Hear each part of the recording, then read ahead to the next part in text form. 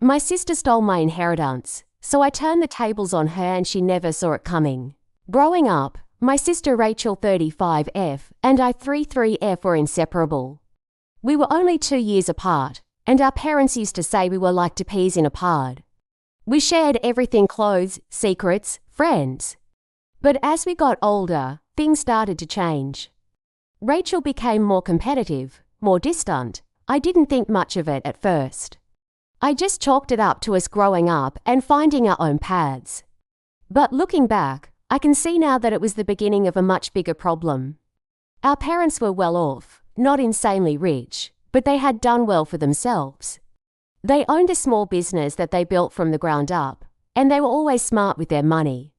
When they passed away unexpectedly a few years ago, it was a huge blow. I was devastated, and so was Rachel, or at least, that's what I thought. In their will, my parents left everything to be split equally between Rachel and me. The house, the savings, the business, everything was to be divided 50-50ths. I didn't care much about the money or the property. I was more focused on grieving and trying to process the loss. But Rachel was all business from day one. I didn't realize it at first, but while I was drowning in my grief, she was scheming. As the older sister, she took charge of handling the estate, and I trusted her completely. She assured me she'd take care of everything, that I didn't need to worry. I was grateful at the time, relieved that she was stepping up when I couldn't, but that was my first mistake. A few months after the funeral, Rachel called me over to discuss the division of assets. She had spreadsheets, documents, and legal jargon that I barely understood. She told me that because she had been more involved in the family business over the years, it made sense for her to take a larger share. "I've put in so much work," she said. "It's only fair." I was blindsided. Rachel had never mentioned wanting more before, and the idea of her getting a bigger share felt wrong, but I was still too emotionally raw to fight. I figured she was right. I had always been less involved in the business, so maybe it was fair. She promised to give me a cash payout in exchange for my share of the business and the house, and in my grief-stricken state, I agreed. We signed the papers, and that was that. I walked away with a check that seemed generous at the time, but nothing could replace the sense of betrayal that started to creep in. As the weeks went by, I started to feel like something was off. Rachel was distant, evasive whenever I tried to talk to her about the business or the estate. She'd brush me off, saying she was busy or that she'd handle it. Then, one day, I found out the truth. A mutual friend of ours, who had also worked with our parents in the business, let it slip that the business had been sold, something Rachel hadn't mentioned to me at all. Not only that, but it had been sold for a sum much higher than I ever imagined. My generous payout was a mere fraction of what Rachel had pocketed from the sale. I was livid. My own sister had manipulated me, taken advantage of my grief, and stolen what was rightfully mine. I confronted her immediately, but she played dumb. "You agreed to the terms," she said smugly. "You signed the papers. It's done." I couldn't believe it. The sister I'd grown up with, the person I'd trusted more than anyone, had betrayed me in the worst way possible. I wanted to scream, to cry, to do something, but I felt completely powerless. She had the money, the assets, and there was nothing I could do. At least, that's what I thought at the time. For months, I stewed in my anger and frustration. I tried to move on, but every time I thought about what she'd done, it ate away at me. I knew I needed to do something, but I didn't know what. Then, one day, I had an idea, a way to get back at Rachel and take back what was mine.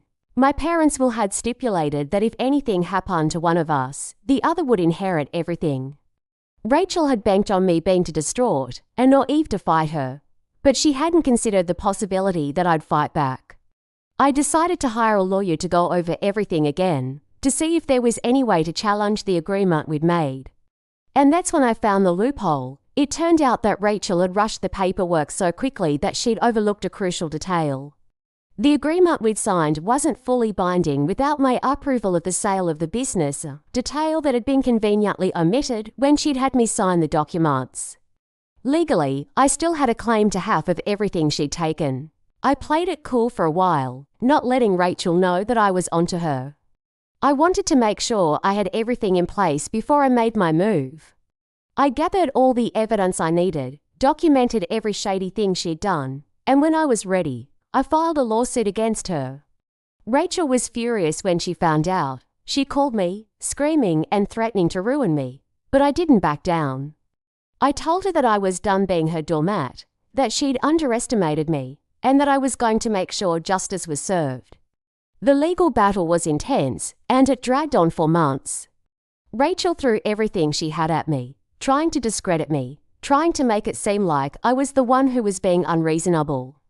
But the evidence was on my side, and in the end, the judge ruled in my favor. Rachel was ordered to pay me half of the proceeds from the sale of the business and the house, plus damages for her deceit. It was a huge win, but the best part was seeing the look on her face when the verdict was read. She had thought she was so clever, so untouchable, but in the end, she lost everything. After the lawsuit, I cut Rachel out of my life completely. I couldn't forgive her for what she'd done, and I didn't see any point in trying to salvage a relationship with someone who had betrayed me so deeply.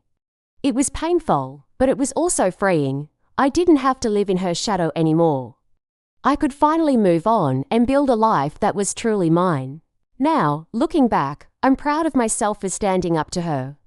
It wasn't easy, and there were times when I doubted myself, but in the end, I did what I had to do to protect my rights and my inheritance. Rachel may have tried to steal everything from me, but in the end, she only lost everything herself. I guess the moral of the story is that sometimes, even the people you trust the most can betray you. But that doesn't mean you have to let them get away with it. You have to stand up for yourself, even when it's hard, and sometimes you have to turn the tables to make things right.